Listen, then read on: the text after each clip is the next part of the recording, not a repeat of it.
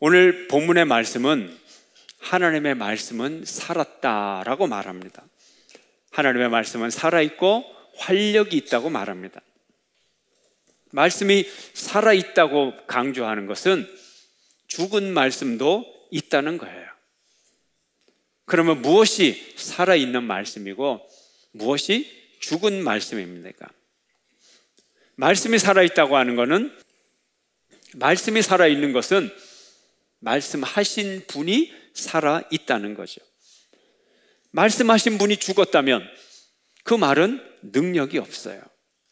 과거에 누가 이런 말을 했다라는 기록에 불과할 따름입니다. 그러나 말씀하신 분이 살아있다면 이 말 자체가 이미 인격성을 가지고 있고요.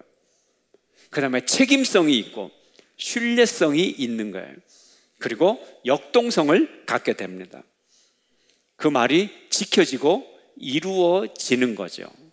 그리고 그 말씀은 행위로서 나타나게 되는 겁니다. 말씀이 살아있다, 하나님의 말씀이 살아있다고 하는 것은 말씀하신 하나님이 살아계시다는 뜻이죠. 그리고 그분은 실행할 능력이 있고 실행할 책임이 있고 당신이 말씀하신 것을 실행하는 신뢰를 우리가 가지고 있습니다. 그래서 하나님의 말씀은 그대로 이루어지는 거예요. 하나님의 말씀이 그대로 이루어진다는 것은 불순종한 자들에게는 큰 손해가 오게 되죠. 안 믿은 자들에게는 엄청난 손해가 오고 불신자들에게는 하나님의 심판과 경고가 임하게 되고 그 말씀을 믿고 순종한 자들에게는 이루어지는 축복의 선물이 주어지게 되는 것입니다. 성경은 하나님의 말씀이죠. 성경을 읽으면요, 세상 책하고는 다른 게 있어요. 그 구조가 달라요. 특유의 스타일이 있어요. 성경 기록의 구조를 보면 말씀의 성취 구조로 돼 있어요. 예언과 성취의 구조예요. 이 예언 성취 구조를 철저하게 성경은 따르고 있어요. 성경을 보면 먼저 하나님의 예언의 말씀이 나와요. 그리고 그 예언이 성취되는 과정을 자세히 그려요. 하나님이 직접 친히 성취하시기도 하고 사람을 시켜서 순종시켜서 성취하기도 합니다. 그래서 같은 말씀이 자꾸 반복이 되는 거예요. 지금 우리가 2016 말씀 대행진을 진행 중인데 금주 통독 성경 중에 본문 중에 출애굽기가 있어요. 근데 거기 12장을 보면 유월절을 지켜라, 무교절을 지켜라, 그런 주제가 여러 번 반복돼서 나옵니다. 여러 번 나와요. 먼저 유교절과 무교절을 지켜라, 하나님이 말씀하세요. 근데 이렇게 지켜라 자세히 설명을 하세요. 날짜는 어떻게 하고 며칠을 지키고 어떻게 자세히 설명하세요. 그리고 그 다음에 모세가 유월절을 지킵니다. 근데 그냥 모세가 지켰더라 한 문장이면 끝날 텐데 그렇게 안 하고 하나님의 말씀하신 그대로 몇 월 며칠부터 며칠간 지켰다, 이렇게 지켰다, 그대로 또 다시 반복하고 해요. 근데 같은 게 아니에요. 앞에는 예언이고 뒤에는 성취, 순종. 그래서 유월절을 지키니까 하나님이 또 얘기를 하는 거예요. 유월절의 규례는 이러하니라. 이거를 규례로 만들어서, 법으로 만들어서 후손들이 계속 지키게 해라. 그리고 그걸 또 똑같이 또 설명을 하는 거예요. 이게 성경의 특별한 구조예요. 왜 이런 구조를 가지고 성경을 썼을까요? 하나님의 말씀은 1점 유력도 땅에 떨어지는 것 없이 그대로 이루어진다. 이걸 강조하기 위해서. 이스라엘 백성들이 홍해 앞에 있어요. 하나님이 뭐라고 합니까? 하나님이 자동으로 홍해를 쫙 갈라주신 게 아니에요. 먼저 모세에게 이렇게 말씀하십니다. 성경 함께 읽겠어요? 시작. 여호와께서 모세에게 이르시되 너는 어찌하여 내게 부르짖느냐? 이스라엘 자손에게 명령하여 앞으로 나아가게 하고 지팡이를 들고 손을 바다 위로 내밀어 그것을 갈라지게 하라. 이스라엘 자손이 바다 가운데서 마른 땅으로 행하리라. 하나님이 모세에게 명령을 했어요. 그리고 또 성경은 모세에게 손을 들어 바다로 갈라지게 했다. 또 그걸 기록하고 있어요. 그리고 결과를 기록해요. 바다가 갈라지니라. 예언, 순종, 성취. 이 모델이 중요한 거예요. 그래서 순종의 과정이 얼마나 중요하냐, 예언 그대로 했다는 거예요. 우리의 삶도 이런 구조를 가져야 돼. 하나님께서 내 인생에 요구하는 것이 무엇일까? 나를 향하여 가진 하나님의 계획이 무엇일까? 나를 향하여 가지신 하나님의 약속이 무엇일까?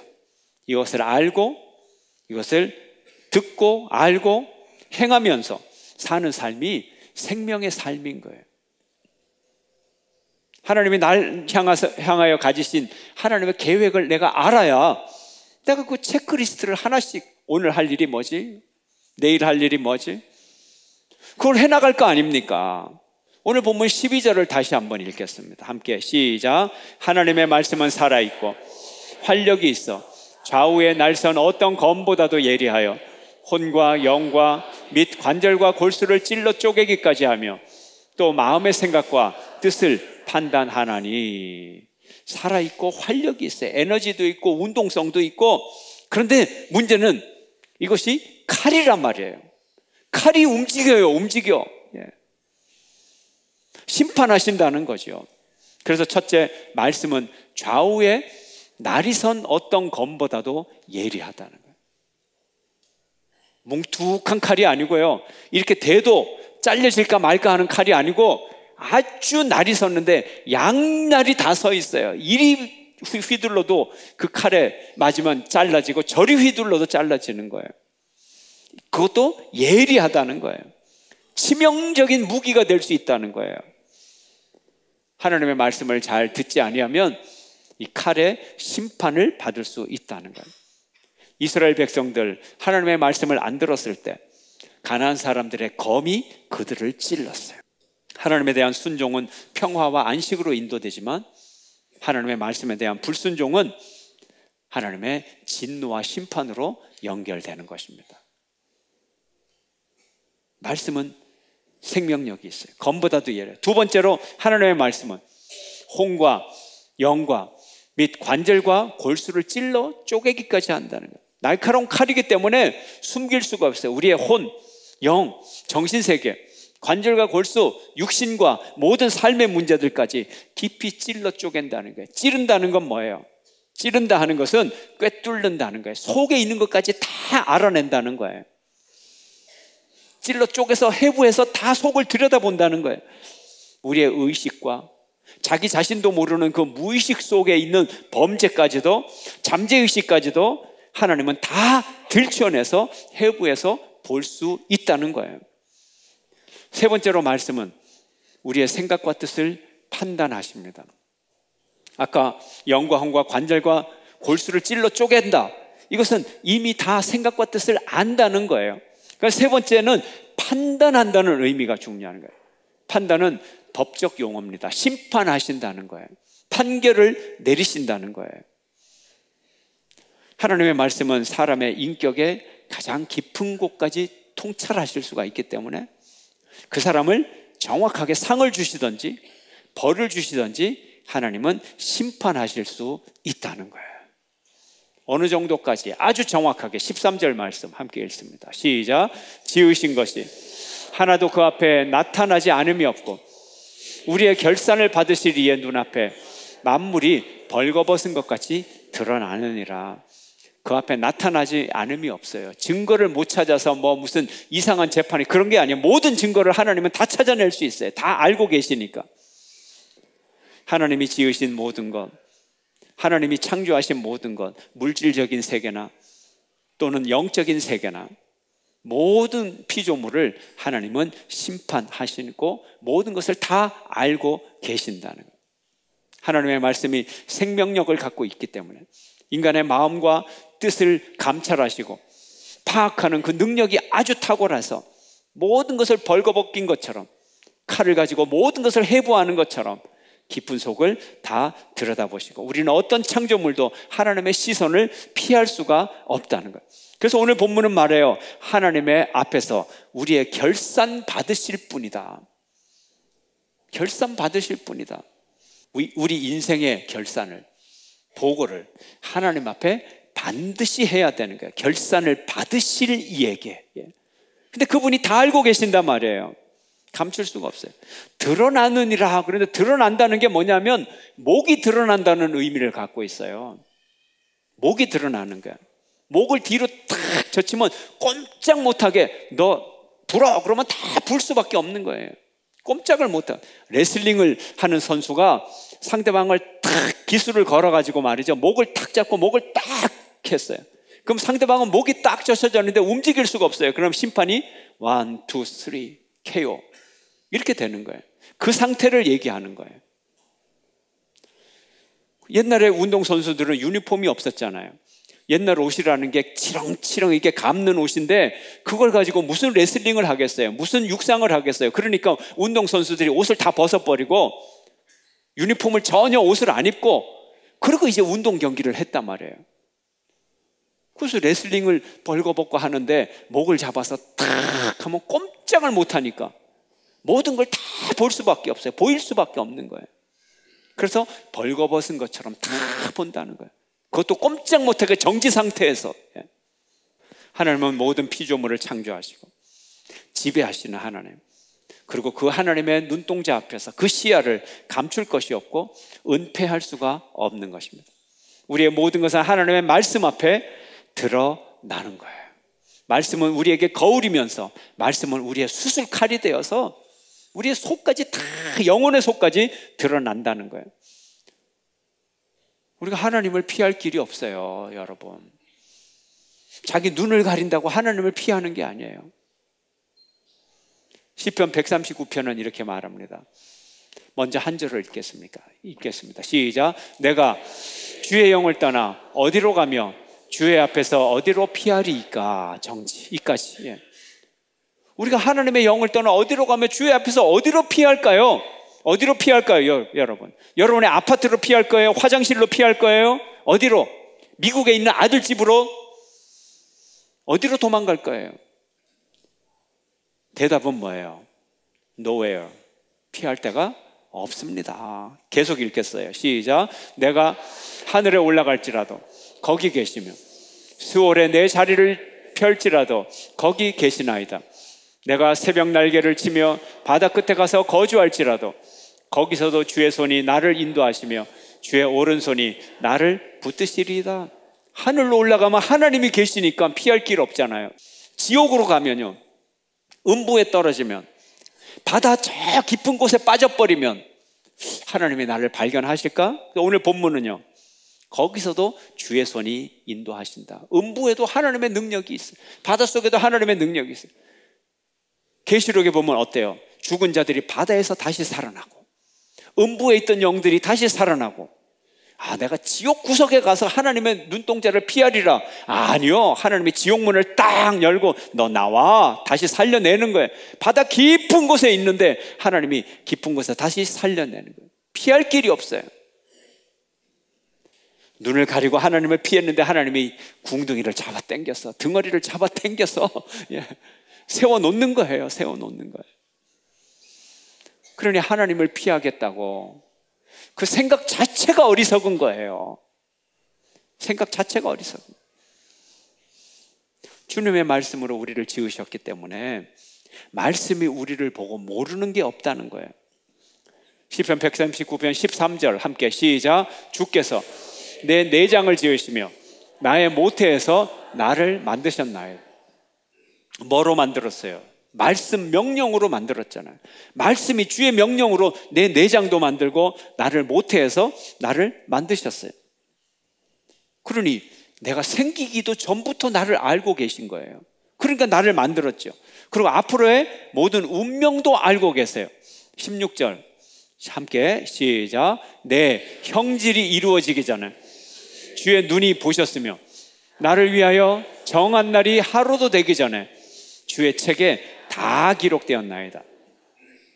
왜요? 하나님의 설계도를 아니까. 내 재료를 만들기도 전에 나를 벌써 다 아셨고, 내가 태어나서 하루도 되기 전에 내 운명을 다 책에 기록을 했다는 거예요. 내 운명을 끝까지 다 알고 계신다는 거예요. 왜요? 건물을 짓는 이 설계사가 이런 건물이 나오리라 처음에 설계하면서 알아요, 몰라요? 안 지어져도 다 알아요. 설계사 머릿속에 있는데 뭐 5층에는 옥상공원을 만들고 나무를 심고, 나무는 무슨 나무를 심을까요? 뭐 벚나무 2개 심고, 예? 다 한단 말이에요. 이미 다 알아요. 하나님의 말씀은 나를 알고 있어요. 내가 태어나기 전에도 알고, 태어나게 하고, 내 설계도, 내 인생의 설계도와 목적과 내 삶의 모든 부품까지 다 알고 계세요. 그런데 정작 우리는 말씀을 아십니까? 하나님의 말씀은 여러분을 다 알고 계시고 여러분을 다 만드셨는데, 여러분은 말씀을 얼마나 알고 계세요? 그러니 인생을 방황하죠. 내가 말씀의 뜻을 알아야죠. 나를 향한 하나님의 뜻을 알아야죠. 이것이 중요하다는 거예요. 하나님의 말씀이 우리 인생을 만들어 가십니다. 하나님께서 내 인생을 잘 빚어 가시도록 우리를 내어놓고 말씀에 순종하고 살아야 되는 거예요. 그러면 그 말씀이 내게 이루어지고, 그 말씀이 나의 육신이 되고, 그 말씀이 나의 삶이 되고, 그 말씀이 나의 업적이 되고, 그 말씀이 나의 삶의 발자취가 되고 전기가 될 거예요. 책이 될 거예요. 그 말씀에 순종하여 살아가는 여러분 되시기를 축원합니다. 예수는 말씀이 성육신 되어 육신이 되어 이 땅에 오셨어요. 예수님만 그런 게 아니에요. 모든 인생을 하나님이 말씀으로 지었기 때문에 우리 인생은 말씀을 이루어가는 삶이고, 우리 인생이 말씀이 성육신 되는 삶인 것입니다. 하나님의 말씀이 여러분을 통하여 이루어지는 축복의 삶이 되기를 축원합니다. 우리가 하나님을 믿으면서 말씀 가운데 내가 살아가야 돼요. 그런데 내가 말씀 가운데 안 살아가게 되면 인간의 말, 죄악의 말이 내 입술을 차지하게 되고 내가 그걸 이루어지게 돼요. 그럼 내 인생이 죄악의 인생이 되는 거예요. 그래서 우리가 정말 조심해야 되는 거예요. 말씀으로 항상 우리를 채워야 되는 거예요. 하나님의 말씀 한마디면 우리 인생이 바뀌고 창조적인 대전환을 이루게 돼요. 어거스틴은 아주 어릴 때부터 조숙해서 어른 세계에 일찍 뛰어들었어요. 쾌락에 일찍 눈을 떴어요. 10대에 벌써 아이를 낳고 그런 사람이었어요. 그만큼 또 인생의 회의를 더 일찍 느끼고 더 올바른 삶을 위해서 발버둥을 쳤던 사람이에요. 그 당시 유행했던 만이교에 들어가면서 자기가 만이교에 심취해서 정말 새로운 삶을 살기를 원했어요. 그러나 그 세상 종교가 사람을 고쳐주지를 못했어요. 그가 29세 되던 해 383년에 로마로 가서 새로운 학문을 배우기를 원했어요. 거기서 당시 황금의 입이라고 불리고 최고의 설교자였던 밀라노의 감독 암브로스를 만납니다. 암브로스를 만나서 그가 3년 동안 교제하면서 그의 인생이 변화되게 됩니다. 그가 고백록에 이런 기록을 했어요. 나는 여전히 내 죄의 포로인 것처럼 느껴졌습니다. 그래서 이렇게 비통하게 부르짖었습니다. 나는 언제까지 내일 하여야 하는가? 왜 지금은 안 되는가? 나는 왜 나의 추한 죄를 청산하지 않는가? 나는 내내 울면서 이렇게 자문했습니다. 내 마음속에서 가장 비통한 슬픔이 눈물로 쏟아졌습니다. 그런데 난데없이 나는 근처 어떤 집에서 들려오는 어린아이의 노랫소리를 들었습니다. 그것이 소년의 음성인지 소녀의 음성인지 모르겠으나 집에서 들고 읽어라. 집에서 들어서 읽어라. 계속해서 이 말이 내게 들려왔습니다. 그래서 나는 급히 집 안으로 달려갔습니다. 내가 집에서 나올 때 바울 서신이 수록된 책을 내려놓고 나왔기 때문입니다. 나는 그 책을 다시 움켜쥐었습니다. 그리고 폈습니다. 나는 조용히 내 눈에 처음으로 닿는 곳을 읽었습니다. 로마서가 들어왔어요.